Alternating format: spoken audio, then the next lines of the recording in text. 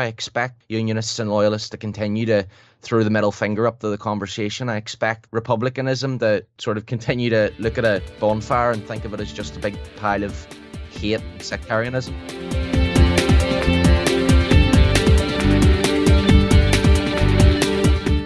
This is Here's How, Ireland's political, social and current affairs podcast, presented by William Campbell. Thank you for downloading episode 142 for the 1st of September 2022. I discovered a big discrepancy. Well, I didn't so much discover it as notice it, and it isn't really a big discrepancy, it's an enormous discrepancy. A gigantic discrepancy, a sort of so big you could see it from space discrepancy. This is the discrepancy. Have a look at daft.ie any day.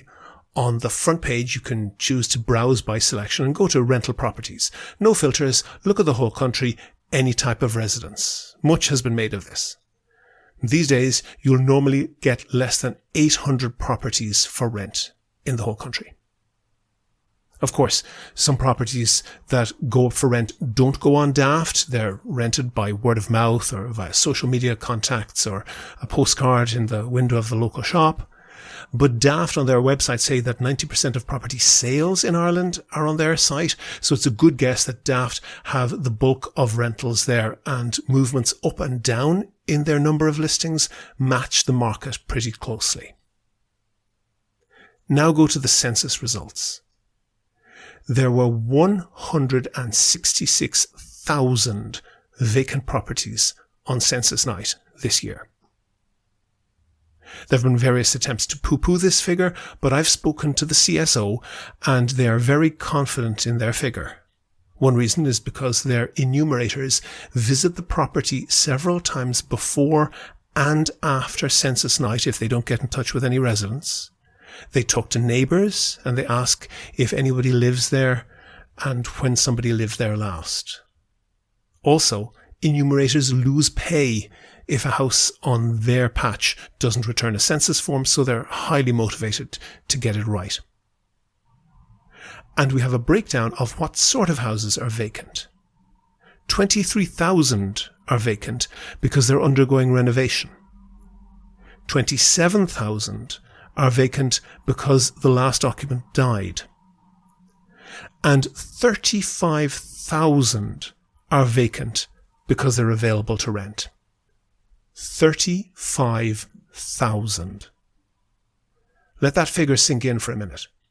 35,000 homes were vacant, awaiting a tenant, on census night this year. Compare that to less than 800 being listed on Daft. The figures don't overlap, by the way. They were marked down as one category: renovation, occupant deceased, or for let. Some may fit into two categories, but they were put in one category or the other, not both. So which figure is right? Are there 800 properties to rent in the country, or 35,000? You don't have to spend long in a pub on a Friday night or on social media to hear stories of the incredible difficulties that home seekers are experiencing, to know that the 800 figure is the one that's far closer to the truth. And the market doesn't lie. Rents have been shooting up by more than 12% per year. The basic law of supply and demand tells you that there isn't a huge idle supply out there. If there was, why would desperate would-be tenants be willing to pay ever-increasing rents? So where in the hell is the CSO getting 35,000 properties to rent from? I rang them up and I asked, and they were nice enough to talk to me, even give me the odd hint of some of the statistics that aren't finalised for publication yet. The first thing is that of all those vacant properties, about 30% of them were recorded as vacant in the 2016 census too. So, barring the occasional coincidence, we can conclude that they've been vacant for 6 years or more. Think of that. 50,000 homes vacant continuously for the past 6 years or more, while people are emigrating because they can't get somewhere to live. People with jobs, people with good jobs, taking the boat because they can't get a house, not even to rent. This has led to a lot of abuses in the rental market and, unsurprisingly, a lot of legislation to curb those abuses and demands for even more legislation. But why would people who own houses, 35,000 houses, previously rented out, not rent them out again when they could do it in a heartbeat? I think I know why. They don't need the money and they don't need the hassle. Property prices are shooting up. These 35,000, they're not houses.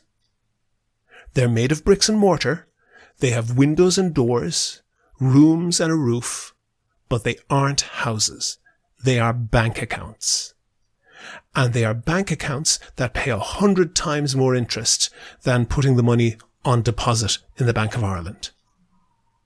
The owners don't need the extra cash they would get from rent, and they view the ever-increasing regulations as making renting them out more trouble than it's worth. There's good reason to believe that well-intentioned laws to protect tenants are contributing to keeping properties off the market. Now, many of these regulations are absolutely required, but they are a two-edged sword. For a major corporate landlord, they're no bother, but for the accidental landlord, someone who inherits a house, someone who bought a second house for whatever reason, it's a hassle that they don't need. And, of course, the fact that we have basically no property taxes in Ireland, no penalties at all for vacancy or dereliction, means that there is no push factor to get these properties onto the market. So regulation isn't the only issue here, not by a mile. But we have an excruciating housing crisis in Ireland, and only a lunatic would imagine that can be resolved without bringing vastly more housing on stream, the right houses in the right places, both new build and existing vacant properties. Trying to fix the housing crisis with more regulation, quite likely, is making the situation worse. No regulations will solve the problem without hugely more appropriate supply.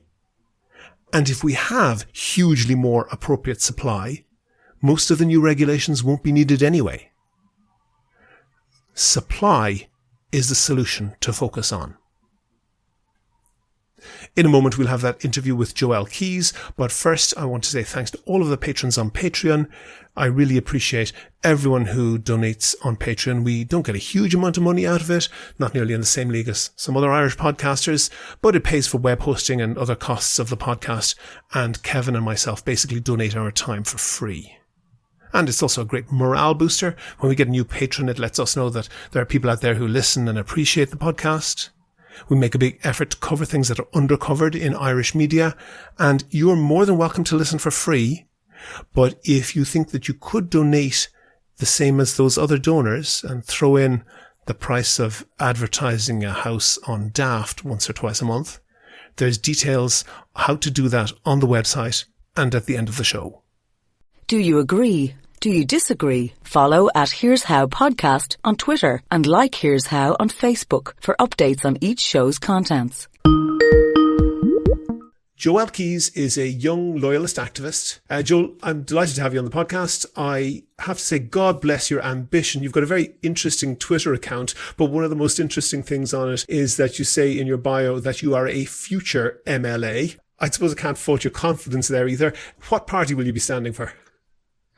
None of them at the minute. None of them at the minute. And who would be closest to your views? Of all of the parties that I've looked at, the UUP were probably the closest that I considered joining. Okay. They were closest to getting the approval, yeah. And you live in Loyalist Belfast. I don't know if you're formally in East Belfast, but you're obviously from the Loyalist tradition there. The UUP haven't been terribly strong there. The DUP, I think, are probably amongst unionist parties, the dominant party there.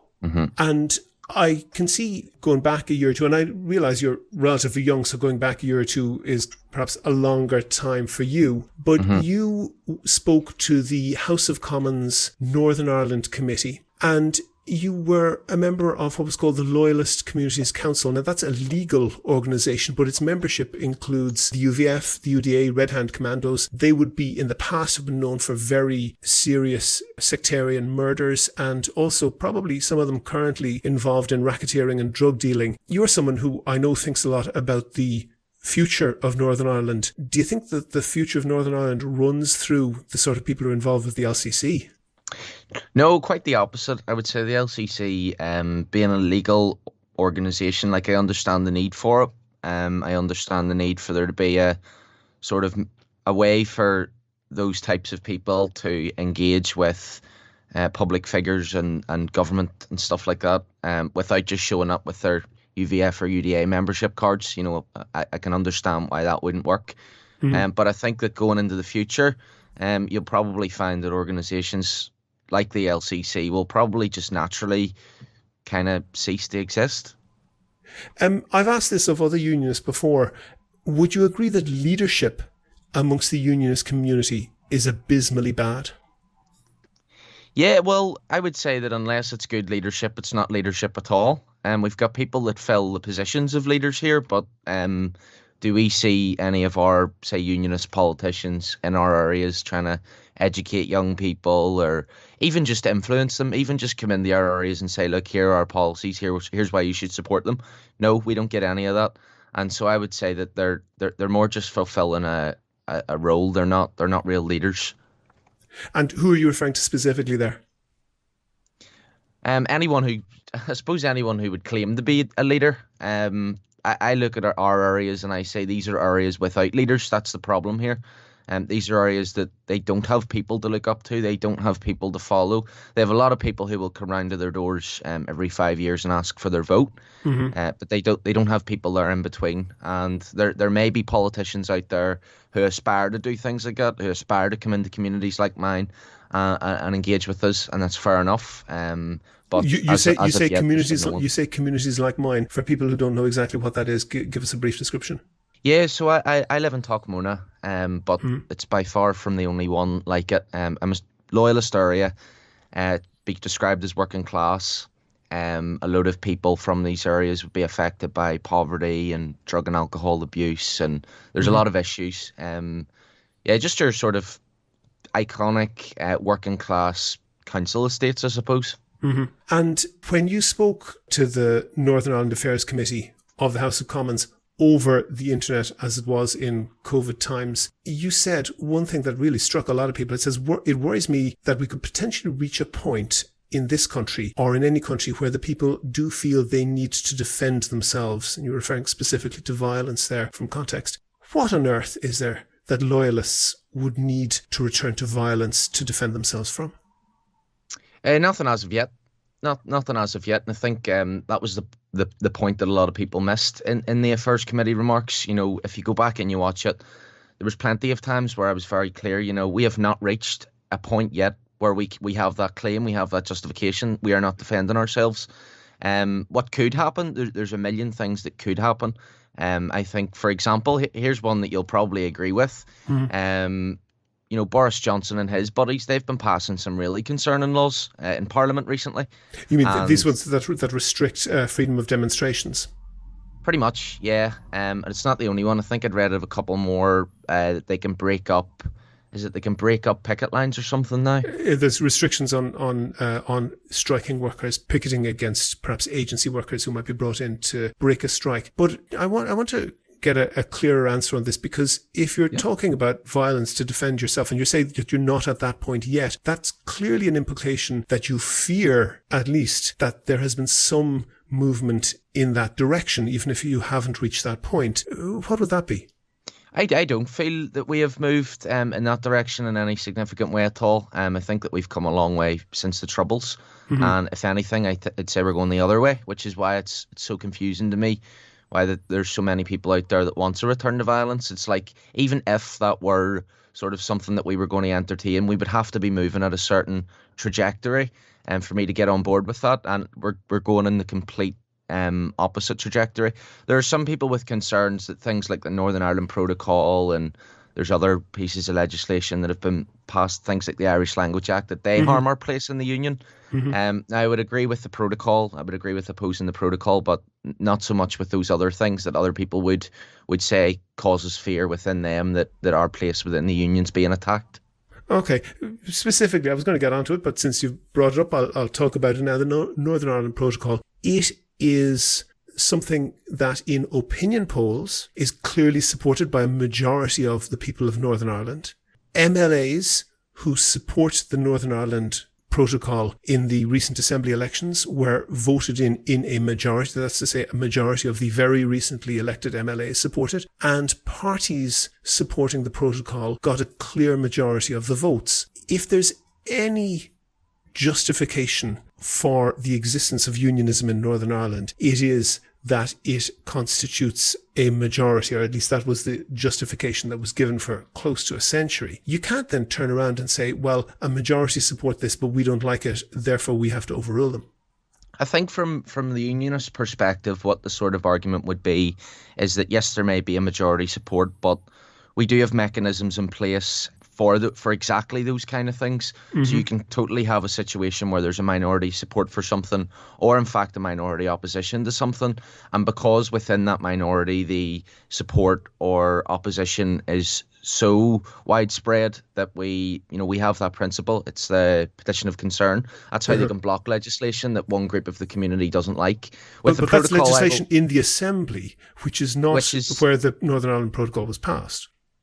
Absolutely. The protocol is definitely a lot more, it's a bit more of a complicated area than just your average piece of legislation. And I will totally agree with that. I don't think that there's just this simple answer sitting there that everyone should just accept to please loyalists. The way I kind of look at the whole protocol situation is, first of all, you had Brexit, which was kind of thrust upon us and it was kind of rushed into, and I totally agree there. The protocol was an outcome of Brexit. Now, do I think that loyalism should have a veto on something like the protocol? Probably not.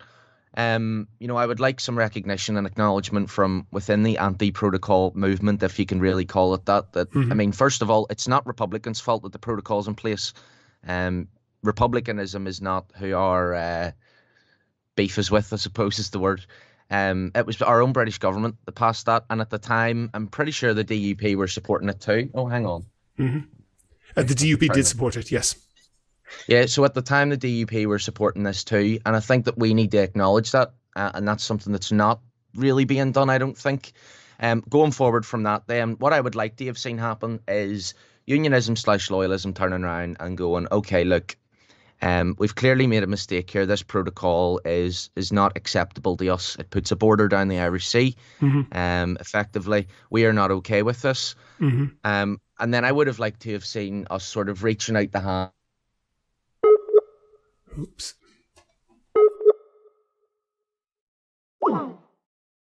And that's where the line died. And then I got a text message from Joel, and he said that he'd had a power cut because the meter had run out of credit, and that he was pressing the emergency pound button and getting the lights on the computer started up again. And then we got back on Skype and tried to restart the conversation. Hit record there again. We were on the protocol, and you had said that Republicans were not responsible for the protocol. Do you have that train of thought to continue with? Yes, I think it was just explaining that what I would have liked to have seen is unionism wakes up and we realise that the protocol was a mistake. The DUP, then it shouldn't have had to come from the community. The DUP should have already been in there in the community getting opinions, so they should have already got the feedback that the protocol didn't have a whole lot of support and the people had serious issues with it. And then at that point, what you do is, once you realise that you've made this mistake, First of all, you have to appreciate that it was your mistake and your mistake alone. Yes, there's others to blame, but realistically, the buck kind of stops with our leaders, and our leaders are people like the DUP.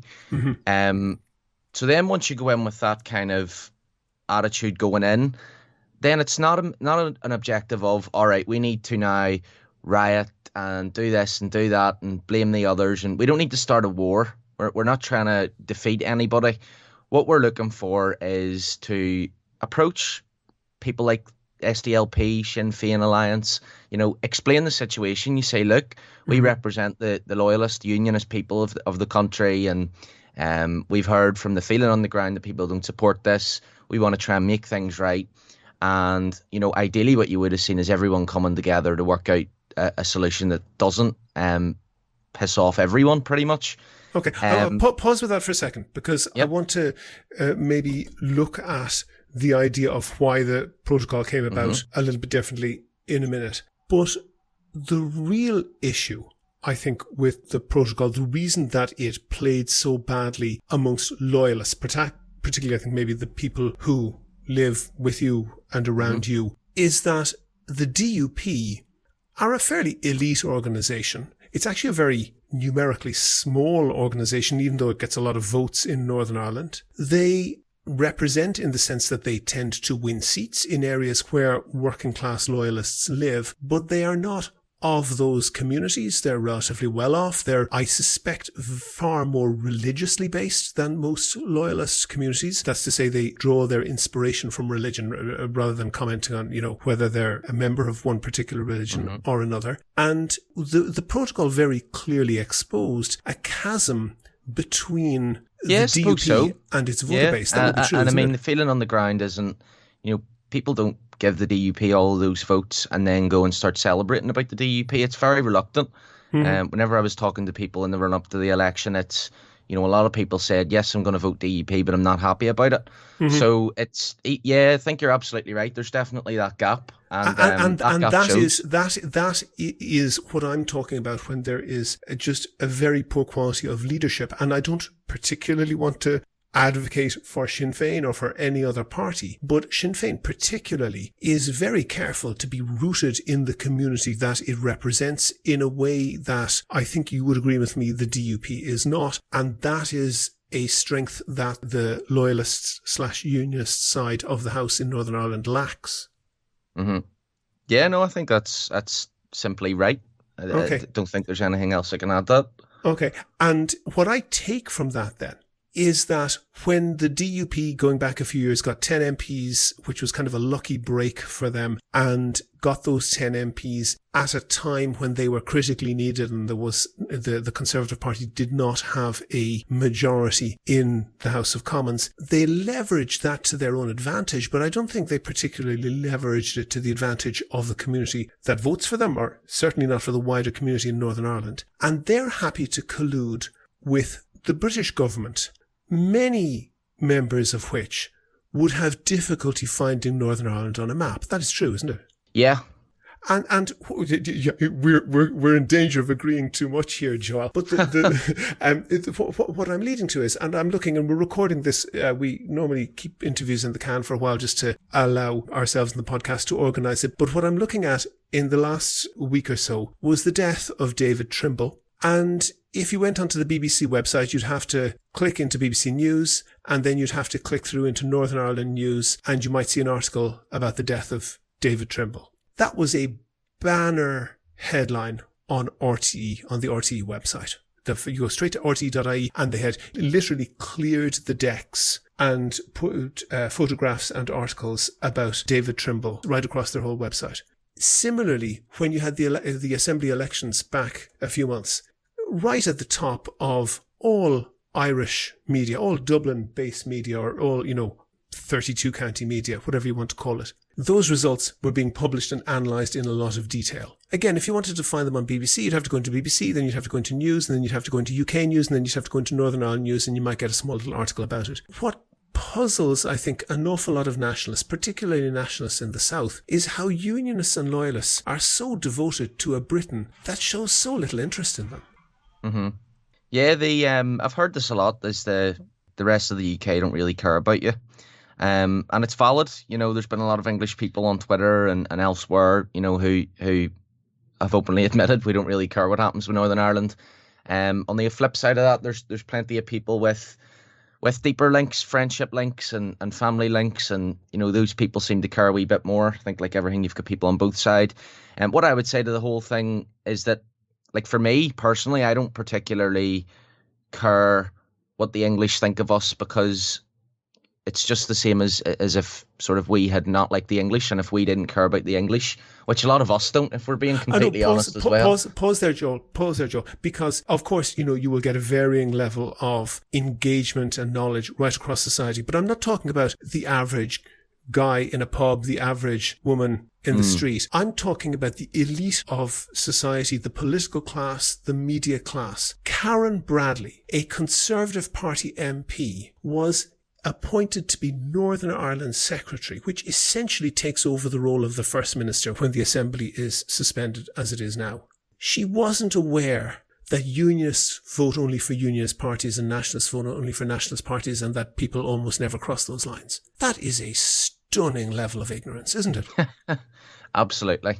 And I think that's probably why, I don't know if you've heard, but I have before said that what I would like the Northern Ireland situation to look like is something where we're still economically tied to the United Kingdom. We still get to take advantage of its defence capabilities, etc. But that we do have a lot more freedom to kind of run our own affairs for that exact reason. England do not care about us. The political class in England don't really seem to care about us. And, I trust Northern Ireland to care about itself.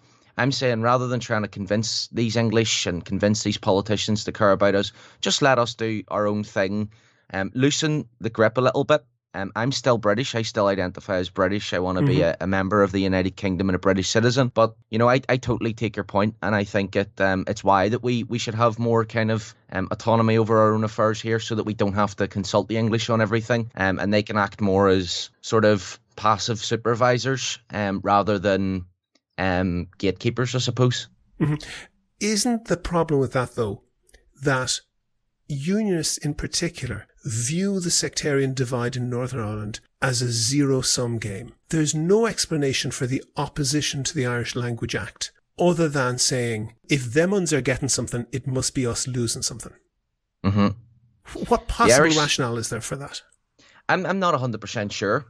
Going back till whenever I was 16, I did an interview with Susan McKay, and she'd asked about the Irish Language Act, and even going back to then, I struggled to find a reason to oppose it.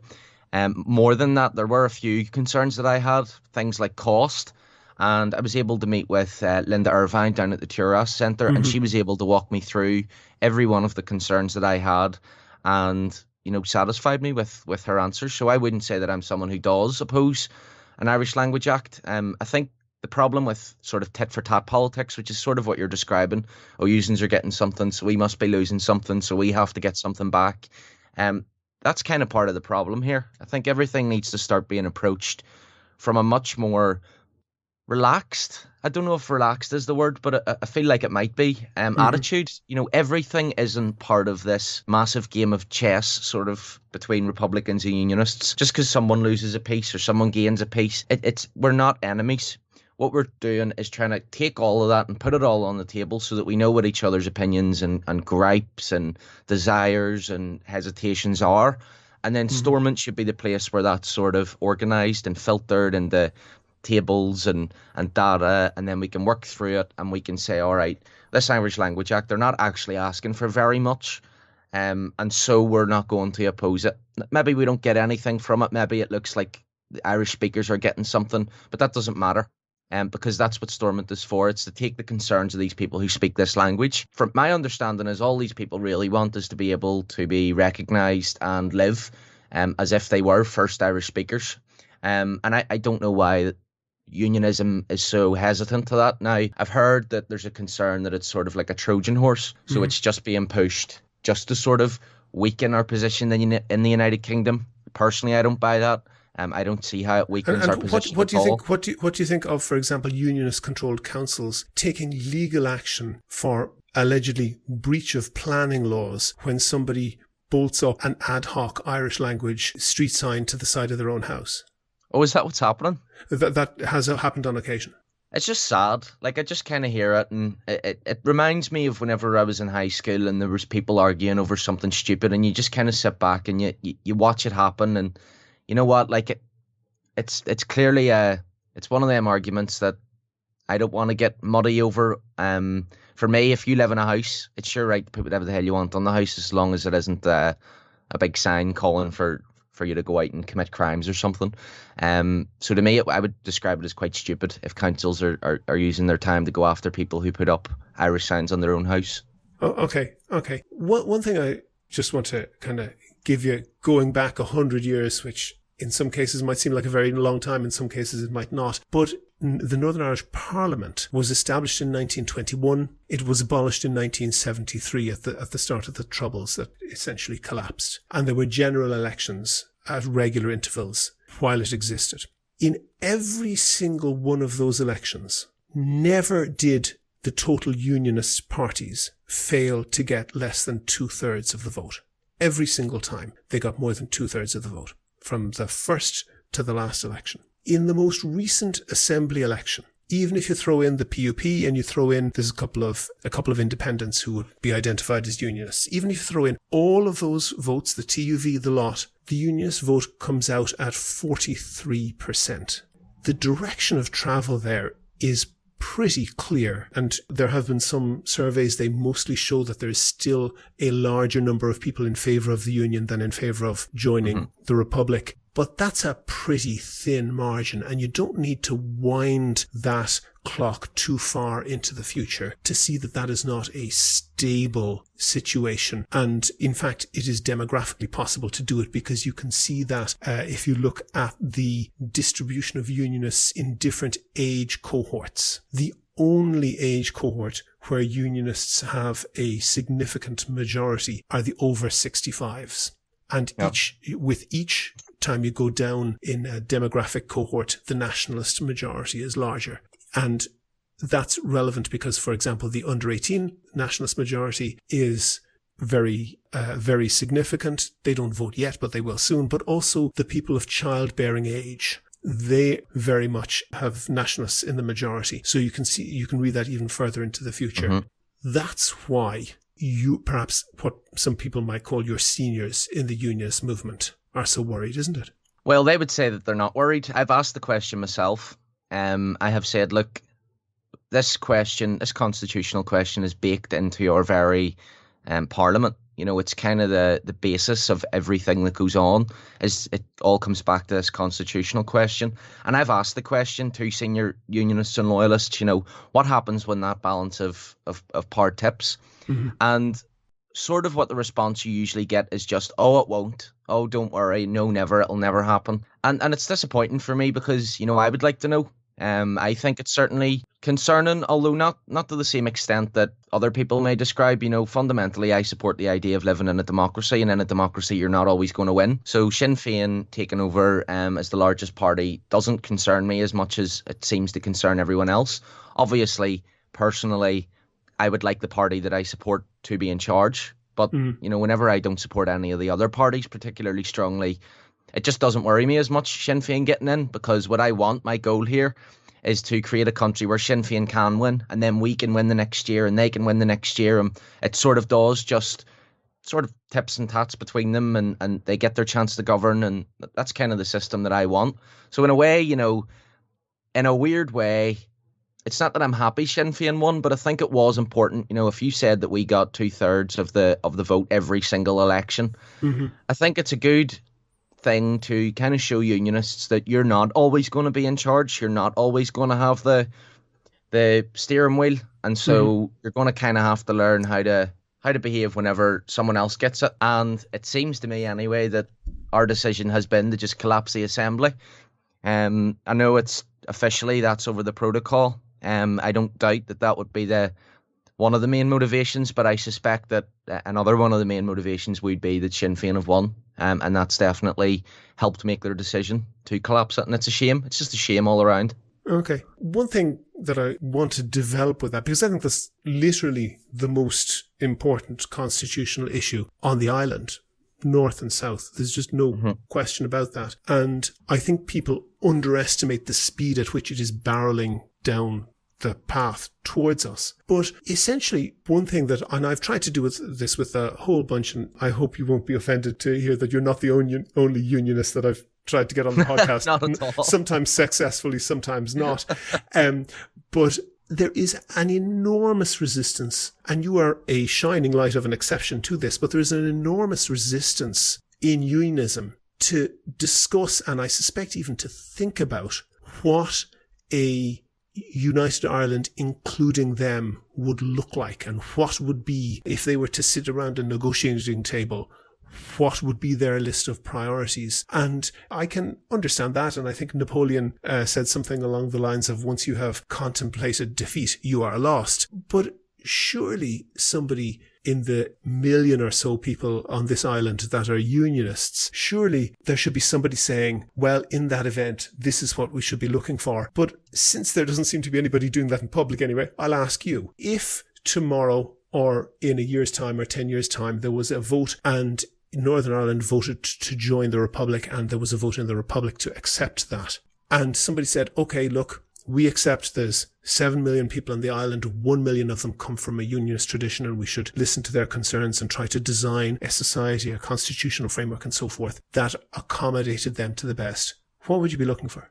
Well, the way I like to look at it, the way I like to ask the question is, because I have asked it to people, and people are remarkably more willing to engage in private than they are publicly. The way I put it is sort of, you're a British citizen, you identify as British. What does that mean? If you had to put it down into a list of things, what would need to remain, what would I need to take away before you're no longer a British citizen? So you've got things like the passport. I can apply and get a British passport. It says that I'm a British citizen. Defence, if anything were to happen to Northern Ireland, the British Army would come in and sort of protect us. Economy. So we're able to trade with the pound, we're able to trade with GB, and that's great. Aside from that, there's not much else. And people kind of appreciate this. I think where the hesitation comes in, or I think the point of me saying that was all of those things, so defence, citizenship, and the economy, like, it's not completely out there to think that there could be some sort of system worked out where Ireland is under one kind of federal body. Say the island of Ireland is ruled by one federal body, but that it's done in such a way where either certain people or people living in certain areas, obviously I don't know how it would work, but it's definitely not impossible that you could have a one country, one island, while also you've got this group of people who identifies as British, who have the protection of the British sort of state. They've got citizenship in the British state, and they can trade with the British state because they're part of it. Like, obviously that's a really complicated subject. It's just something that I would like to see discussed. It's not impossible. It doesn't feel impossible intuitively. The hesitation for other loyalists and unionists to engage in the United Ireland question publicly, I understand it, to be fair. I understand it. Their mindset seems to be one of fear. So it's one of distrust. It's one of, yes, you would say that. So if you were genuinely someone who's looking to destroy unionism, let's assume that charge is true and that Republicans are just out to destroy unionism. Well, that's exactly what they would tell you then, is that the conversation's for everyone. Everyone's welcome. You can come and say what you want, and we want to listen to you. And I can totally get why a load of unionists kind of look at that with skepticism and say, well, hang on, when you've got Republicanism, who are voting Sinn Féin in, and Sinn Féin, is the sort of largest party supported by Republicans. Sinn Féin have committed all these horrible acts in the past that they don't want to apologise for, and arguably that they're proud of. It doesn't strike me as surprising that people are distrustful of the whole conversation. Now, I am a bit different. I trust myself to go into these conversations. I don't think that you secretly have an agenda to crush all of us. I think Sinn Féin probably wants to make this place work, as crazy as that might sound. I don't think that they are out to make living conditions worse for anyone. But I totally understand the hesitation to kind of get involved with that conversation as well. I think it's just one of those situations that, honestly, what we need is a wee bit more understanding. And I put out a tweet the other day about the communities not really wanting to understand each other. And some people were like, oh, there's plenty of people who want to. And And I get that. I get that there's plenty of people with the right intentions, but it's not good enough. Like, genuinely, until you're willing to sit down in front of a loyalist, or you're willing to sit down in front of a Republican and see everything that you would say in private, say it to their face and give them a chance to respond. Give them a chance to correct any misconceptions that you've had. Give them a chance to show you that they're good, decent people, and not just a sort of agent of their political group. They're not just an agent of unionism or an agent of republicanism. No, this is a human being with these opinions. Until we adopt that kind of a mindset and that kind of approach, I don't expect things to get any better. I expect unionists and loyalists to continue to throw the middle finger up to the conversation. I expect republicanism to sort of continue to look at a bonfire and think of it as just a big pile of hate. Hold for a second, but hold for a second on that, Joel. Is there an element of a fear in unionism that they would be afraid they will do to us what we did to them? It might be. It could be where that's rooted. No one said that explicitly. But it definitely could be where, if you get into because see, what you've got to understand is a lot of people are kind of post-Troubles nowadays. Even the ones who were alive during the Troubles, a lot of them were very young. So a lot of them were school kids and etc. A lot of my family were in school. They tell me stories of having to walk home because the school bus had a bomb threat, etc. So a lot of them were very young. So it's not like, I don't think that there's too many, say, former RUC officers sitting in their living rooms and they don't want to talk about this United Ireland because they themselves went out with a bat and started beating Catholics and they don't want that to happen to them. I don't think that that's the case, but it could be where those fears and mistrusts are rooted. It could be we know where we were, we know where we are, we know what, if we were to engage with the United Ireland debate, obviously republicanism would have, and rightly so, a lot of influence over what that United Ireland might look like. Mm-hmm. Maybe there is that fear of, would it be designed in a way that would discriminate against us in the same way that we discriminated against the others back then? Let me throw a couple of things past you. In the past, Eamon O'Quiv, who is the grandson of the founder of Fianna Fáil and founding father of the Republic, Eamon O'Quiv has suggested that Ireland would join the Commonwealth, the British Commonwealth, as was. Jim O'Callaghan, who is touted as a future leader of Fianna Fáil, has suggested that in a United Ireland, the Shannon, the upper house, should sit in Stormont outside Belfast, and the Dáil sit in Dublin as a symbol of inclusiveness. Do any of those ideas cut any ice on the streets of East Belfast? I mean, they certainly do for me. What that tells me is that people are serious about sort of the conversation, and that it's not a case of they've got an idea of what they want and they're coming to just work out a way to get us to accept it. Mm-hmm. Those comments kind of say that there really is a willingness from some parties to talk and genuinely ask, well, what is it that would convince you? What can we give, etc.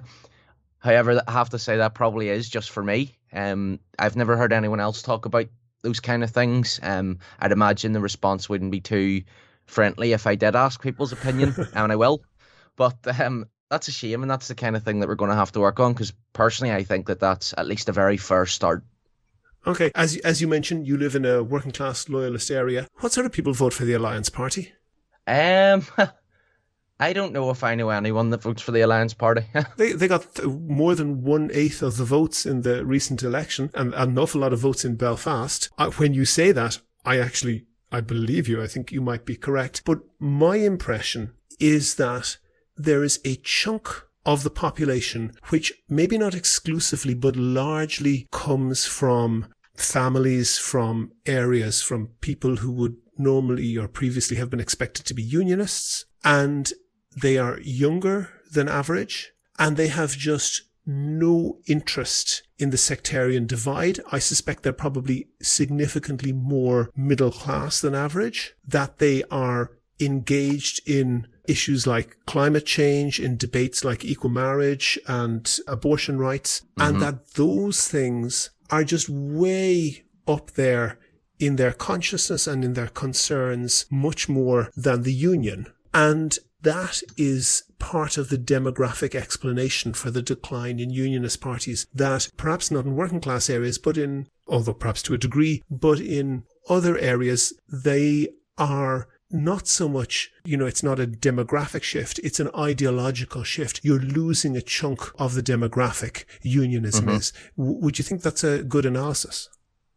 Yeah, it probably is. I mean, although I say I don't know anyone that's voted for Alliance personally, I know there probably would be quite a lot of, I think women as well is the other thing, a lot of young girls, well, I say young girls, girls in their late teenage years of voting age, I think they go Alliance too. I don't run about with those. I don't run about with a load of teenage girls, so it's that's probably why I don't know so many people that's voted for them. But yeah, they definitely do have support from those demographics that you were saying. They're usually younger, more liberal, more open-minded. Their focus is just elsewhere, other than they're not sitting there in their rooms thinking about how the Union flag got taken down from City Hall. They're sitting in their rooms thinking about how we can make sure that discrimination against, say, gay people isn't going to happen anymore, or even women, I suppose.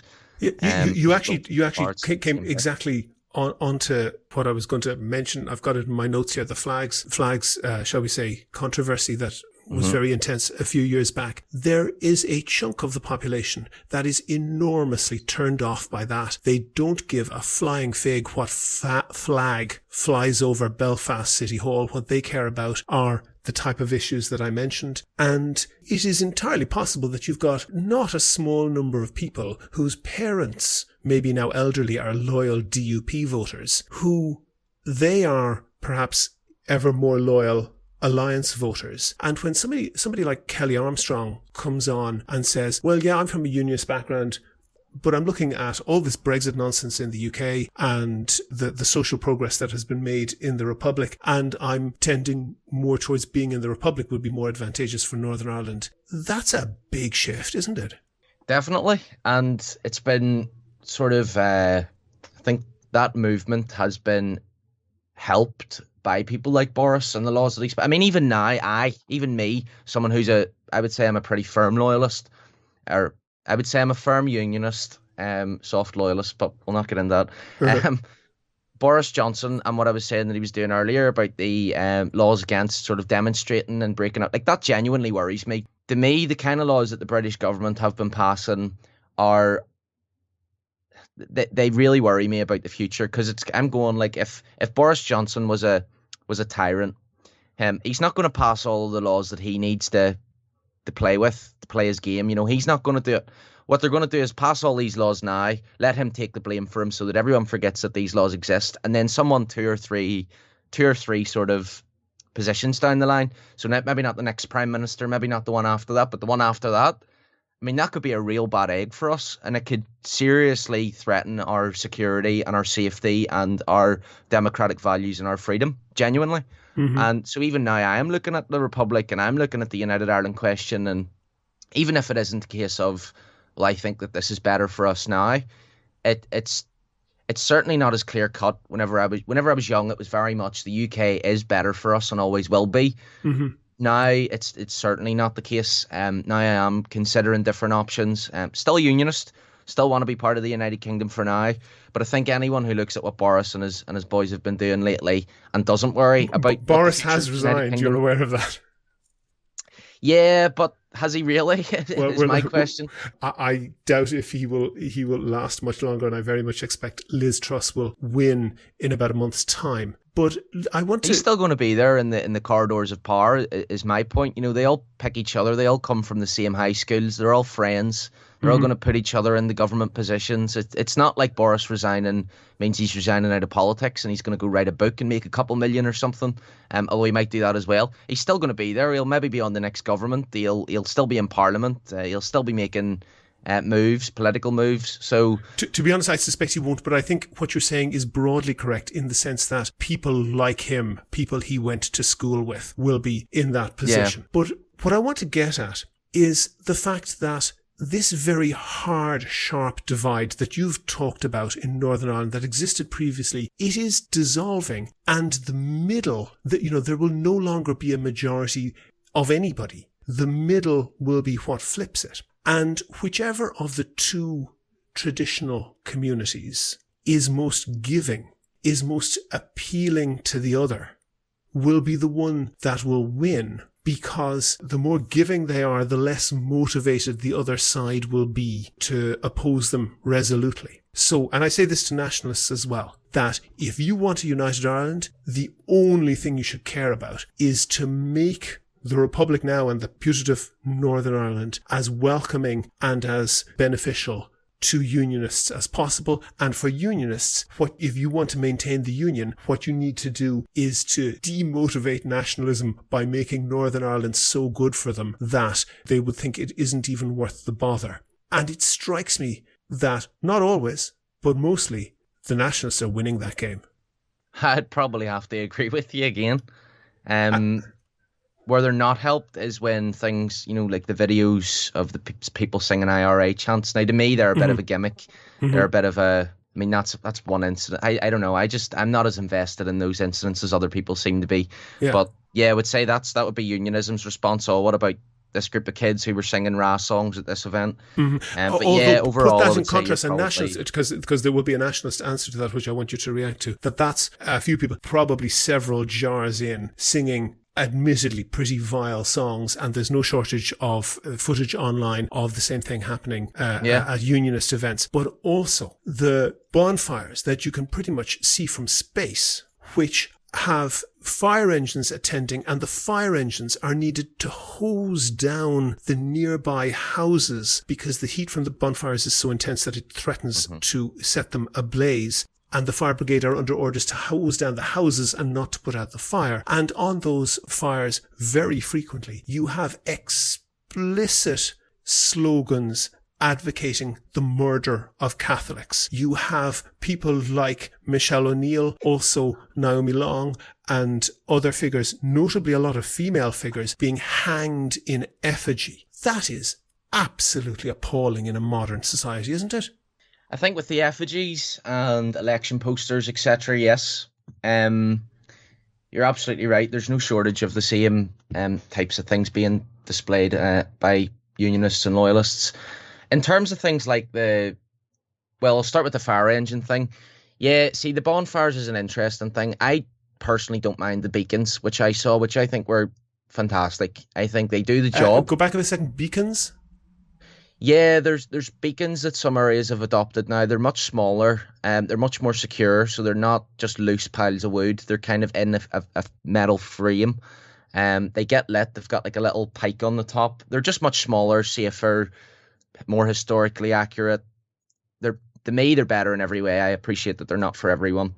The other two things that I would like to talk about is the slogans and the flag burnings.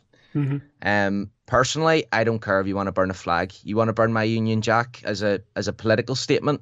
I'm not going to have an issue with it. You do it. When people have tricolours on bonfires, I look at it as a political statement. And I think that nationalism's right to complain about it. They should complain about it. I asked a few people that I was at the bonfire with, and not one of them even noticed that there was a tricolour on the one we were watching, which is why I find it difficult What does KAT stand for? Kill all Taigs. Taigs being Catholics. Yep. That would, in many countries, and quite possibly in Northern Ireland, if it wasn't in a very heightened context that it is, that would attract a criminal charge. Mm-hmm. That's outrageous, isn't it? I wouldn't like them. I would condemn them. I would say, I know I've never wrote KAT on the side of a wall. The difficulty for me is, I know a couple of the people who would write things like that. Mm-hmm. I think it's wrong, and I would say to them, what the hell are you do? I would agree with you that it is completely wrong. I'm not defending it at all. But I think to diagnose it as this person's actually calling for the murder of all Taigs, I just don't think it's accurate. And I fully appreciate that from your point of view, it's a different story. It's hard to construe any other meaning on it. Yeah, and it's hard because I'm not trying to defend it, and I don't want to defend it. Mm-hmm. What I'm doing is I'm saying I've heard from Republicans. I've heard this is wrong. People are calling for the slaughtering of Catholics and such. And then I'm looking at the people writing this stuff. I'm talking to them about it. I'm listening to why they're doing it. Mm-hmm. And there's just a mismatch there. So the Catholics are right to look at that and sort of feel threatened. The police I'm actually not so interested. To be honest, Joel, I think clearly I am interested, and clearly there is an issue there about how Catholics react to that. But what I'm much more thinking about is a section of the loyalist/unionist community, younger, that section that I described probably turning to be alliance voters, who are turned off by this big time, and who are campaigning on other issues and will show up at maybe meetings, maybe demonstrations or whatever on whatever topic. Marriage equality, abortion rights, climate change, and a host of other topics that are kind of fairly typical of younger politics these days. They're not attached to a specific political party, but the people involved are very attached to those. And they show up at these, and they are likely to meet Nationalists and Republicans, often Sinn Féin members, often SDLP members. That isn't a smart strategy, quite apart from the offence being caused just within unionism. That's not a smart strategy, is it?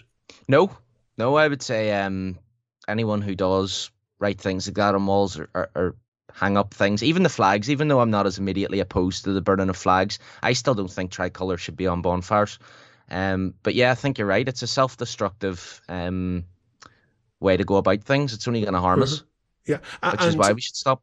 Yes, and you will not be old enough to remember, but I'm sure you have heard tell of the unbelievable behaviour against schoolgirls. And when I say schoolgirls, I mean like 5 to 12-year-olds at Holy Cross School in Belfast, and with the very strange geography that you'll be familiar with in Belfast, the walk to school for those Catholic schoolgirls, which was at an all-Catholic school, brought them down a road, perhaps not exactly through a Protestant area, but down a road that formed the border of a Protestant area. The Protestants, or many of them in that area, took great exception to this, and there was an intense and incredibly bitter protest against that, where on many occasions there were hundreds of police trying to defend schoolgirls and their parents, bringing them to school. This gained appalling coverage, TV coverage for the unionist cause, really across the world. And in fairness to the many unionist politicians, disavowed this. The leader of the Conservative Party at the time showed up on the basis of saying that he wanted to see the facts on the ground, and was so disgusted with what was happening. He, the leader of the Conservative Party from London, insisted on walking with the schoolgirls. One of those girls, now grown up, graduated, and there was a photograph shared on Twitter of her graduating and intending to become a teacher. On a loyalist bonfire, quite obviously drawn from that photograph that was shared on Twitter, was an effigy of that young woman. That is shocking behaviour, isn't it? I would say it's a step further than shocking. I would say it's pretty evil. Sounds pretty evil to me. Sounds pretty corrupted. Yeah, that's really sad to hear. Okay, but how? And I want to use a we here, and it's not a royal we. We as people of Ireland, north or south, how do we deal with that? Well, that took quite a few people to do, and it took a lot more people to not say, "What in the name of God are you doing?" Get that down. Yeah, that is a shame. I'm sort of trying to think it through. See, the problem with was this on a bonfire? Yes. The problem with a bonfire, if we're genuinely interested in stopping things like that, typically a bonfire will be on a bonfire site, and typically bonfires will be built on those sites. And the year before there was a bonfire on that site. You know, they're not like randomly put up; they're put on in areas, and then they're kept in that same place every year. And because of that, naturally, what starts to happen after a while is that there's this like hierarchy of ownership. It's unspoken. So you might have someone that's lived beside the bonfire from they were no age, and they're now 40, and they've collected for it every year. So they naturally have like they're in charge. You know, they run the bonfire, and no one really gets any sort of input on it. Yeah, they have a degree of informal social control. These people would not necessarily be a million miles either from the UDA or probably some other groups, and probably often, not always, and perhaps not even in the majority, but a significant number of times, not a million miles from racketeering, low-level drug dealing. Yeah, it wouldn't surprise me. Yeah. And and I can hear you're being very conciliatory on that, and you're I think if people, I will be most certainly linking your Twitter in the notes for this podcast, and it is a breath of fresh air from Northern Ireland, and you certainly show a much broader capacity for thinking than an awful lot of people around you might do. What that might be, just to explain that, because this might be important. Whenever I was growing up, I wanted absolutely nothing to do with this place at all. I wanted to get out. I wanted to leave. This place was such a mess. The people were crazy. Everyone's fighting over all this silly nonsense. Like, I just wanted out of here. I wanted to wipe my hands clean of the place. So learning about politics, I learned a lot about American politics and how it works. And I followed American politics whenever I was young. And then whenever I kind of had an epiphany at one point, can't remember when it was, but it was, I'm not going to leave this place and leave everyone that I know and love sort of the wallow in the crap. I'm going to do what I can to try and fix this place and that kind of a thing. And so for me, like, whenever I was learning about Northern Ireland, I was applying it to, like, I'd learned politics the American way, and then I was applying that here. So I wasn't always a proud loyalist. I never used to like the 12th, never really used to care about the bonfires. Never really would have called myself a loyalist. That's come in later, and I'm able to apply the systems sort of that I learned about in America and all that groundwork, all that foundation. And then I'm looking at Northern Ireland kind of in a similar way to, if you picture some student in Queen's University looking at, the Middle East, they come in, they look at the different sides, and then they're trying to piece things together, and they're trying to write the report in the most fair and reflective way that they can. For me, that's very similar to how I approach Northern Ireland. And that's probably why people will say things like, "Oh, I'm a breath of fresh air," and this and that. It doesn't feel like I'm doing anything extraordinary. Can I just ask you, when you were contemplating leaving, where would you have contemplated going to? Italy. Okay. That's still a long-term goal at one point, maybe. So we'll see how that goes. Okay, well, best of luck with that. I think we would be the poorer for it if you were to leave. Not sure how much Italy would benefit. That's a whole different a whole different debate. One thing that you mentioned that I just want to go back to is that as you were growing up and you saw the divide, and your view was that Britain, UK, was better for you. It was better to be attached to the UK. Was that a raw economic judgment, or was that a cultural affinity, or was that something else, or a mixture of different things? What that probably was just an acceptance of what I had been told. So I had been told that we would be best in the United Kingdom and that there was nowhere better, and I just took it and I just accepted it, being the little kid that I was. And now growing up, I appreciate that it's much more of a grey area. You can even get into questions of, like, is there a best place to live, or is the best place for each person kind of just whatever suits them best? So it's a whole, I see the nuance now. I see that it isn't a black and white. And I also see how the future of the United Kingdom can go, because we spend a lot of time talking about the past. We don't spend nearly enough time talking about the future. And with the way things are going, I think AI is going to be a big threat. I think that technology is going to be a big threat. And to be honest, if we have the same kind of caliber of leader in the United Kingdom as we do today, I don't have a lot of faith that the United Kingdom will be able to come out the other end of that as appealing as a place as it is today. You know what I mean? So I am looking at a lot more complexities of it, and not just boiling it all down to, oh yeah, we're best as British, and that's just the end of it. Yeah. Recently, in one of the Conservative leadership debates, Liz Truss said of Nicola Sturgeon, but it was fairly clear that it was being applied more widely to the Scottish government. She said the best thing to do with them is ignore them. That doesn't, to me, augur very well for the likelihood of the UK holding together with the SNP, the Scottish government, determined to have a referendum October 12 months on Scottish independence. It's entirely possible that the UK will not exist in 2 years' time. What will unionists do if they have nothing to be united to? Well, exactly. This is I'm screaming at people just to start having conversations about the future. If you don't want to have those conversations with the Republicans, then don't. But then we need to at least start having our own internal conversations, because what's going to happen is, at some point, and say Scotland even survives this, well, what happens when there's another one in another 20 years? Or what happens when England kind of gets carried away and thinks I think you might find an awful lot of people in Scotland would attribute surviving something to the other outcome. Sorry, what? I think you might find an awful lot of people in Scotland would think surviving this would mean becoming independent. Right. Well, I suppose you would if you were in that system and you were looking to leave. Yeah, that makes sense.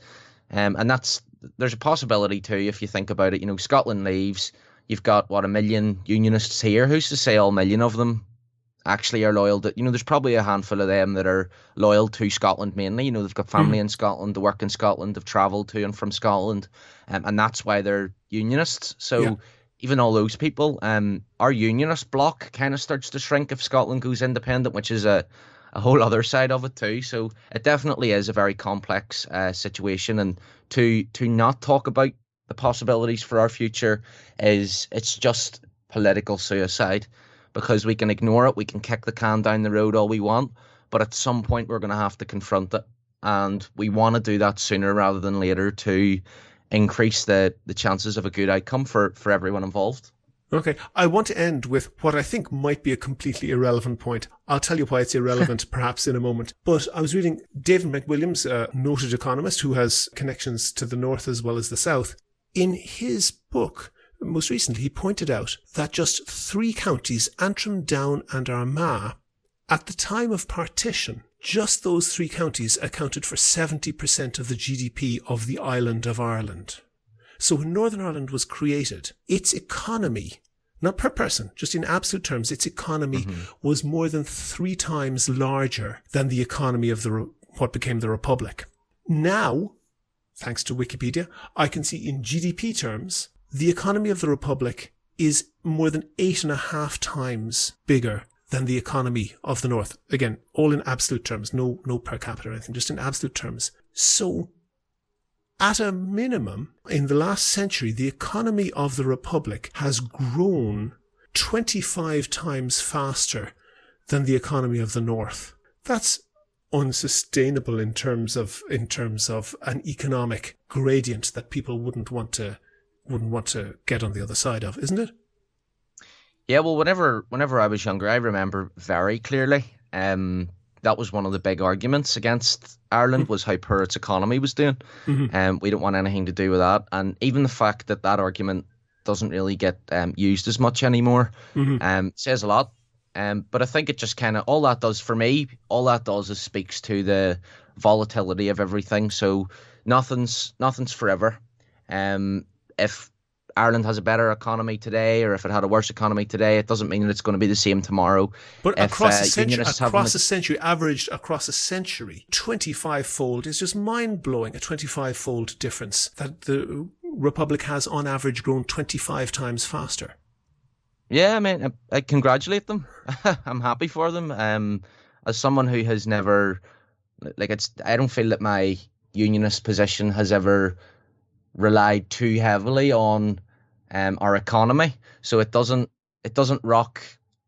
make my identity rock or anything too much. I think that's the point. Yes, I think it is, and you've got to the point why I said that it was probably irrelevant, because this isn't, although it may have been dressed up as that, this was never really an economic concern for working class unionists, loyalists. It was a cultural divide always. That is true, isn't it?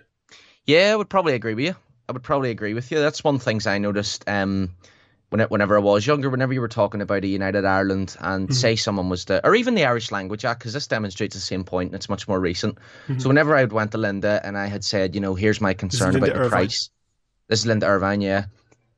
So I'd said, here's my concern is the price. Do enough people speak it to justify the cost? And she was able to kind of walk me through the models that she had in mind and how it wouldn't end up costing us a whole lot. But then I was able to actually change my position then on an Irish Language Act. And whenever I was talking about the Republic, back whenever I was younger with people, it felt very different. It felt very much like, well, here's this argument against joining the Republic, and it might have been the economy at the time. And now you've got a situation where the economy's stronger, but I thought they don't change their opinion. The people who kind of relied on that point back then, because there was other wee things that came up, and I just found that whenever you showed them that, well, this argument that you've just given me doesn't really apply or doesn't really make sense, it was never oh, hang on, I had a complete misunderstanding of the situation then. It was just all right, well, then we're straight away going to move on to the next argument against the United Ireland. It never felt like it was a position that people had arrived to after long and careful thought. and concluded that they didn't want to be part of the Republic and concluded that they were against the United Ireland, it always has felt like people assume these positions and then go looking for any reason that they can to ever strengthen their own opinion or attack the other opinion. And I just don't get the point in that style of doing things at all. Joel Keyes, loyalist activist in Belfast and active Twitterer on Twitter, thank you very much for talking to me. Never miss a show. Follow at Here's How Podcast on Twitter and like Here's How on Facebook for updates on each show's contents. Go to the website for sources and references from the show, and while you're there you can like the show on Facebook, follow the show on Twitter at Here's How Podcast, and follow Joel Keyes at Joel Keyes NI. I know I always say that, but he is the guest that I think you absolutely should follow on Twitter at Joel Keyes NI. And get in touch with me if you can suggest a guest or topic for the next show. And thanks again to all of the patrons on Patreon. As I said, we don't get anything like what some big Irish podcasters get, but it pays for things like web hosting. We basically do the podcast for free on our own time, but if you could do the same as the current patrons and donate the price of a pint of beer or even just a litre of milk once or twice a month, please do go and sign up at patreon.com/here'show. That link is on the website. Also there you can find out how to subscribe to the podcast for free on your computer, on your phone or by email. All that information is at www.here'show.ie. The Here's How podcast is produced and presented by me, William Campbell. The assistant producer is Kevin Wolf. Thank you for listening.